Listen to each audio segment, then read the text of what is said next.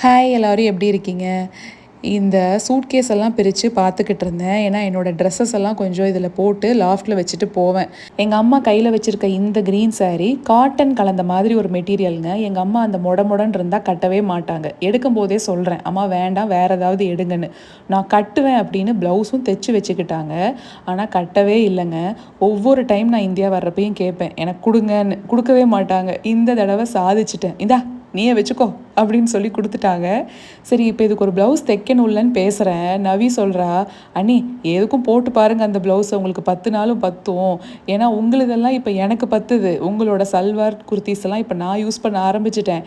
என்னோடதை கொண்டு போய் என் சித்தி பொண்ணுக்கு கொடுத்துட்டேன். அதனால அத்தை இது உங்களுக்கு கரெக்டாக இருக்கும் அப்படின்னு சொல்லி கிண்டல் பண்ணிக்கிட்டு இருந்தா. ட்ரெஸ் எல்லாம் வேஸ்ட் ஆகாமல் யாரோ ஒருத்தர் யூஸ் பண்ணிக்கிறோமேன்னு சந்தோஷப்படுறதா, இல்லை சைஸ் எல்லாம் நமக்கு மாறிக்கிட்டு இருக்குன்னு கவலைப்படுறதான்னு தெரில. நாளைக்கு ஒரு ஷார்ட்ஸில் பார்க்கலாங்களா?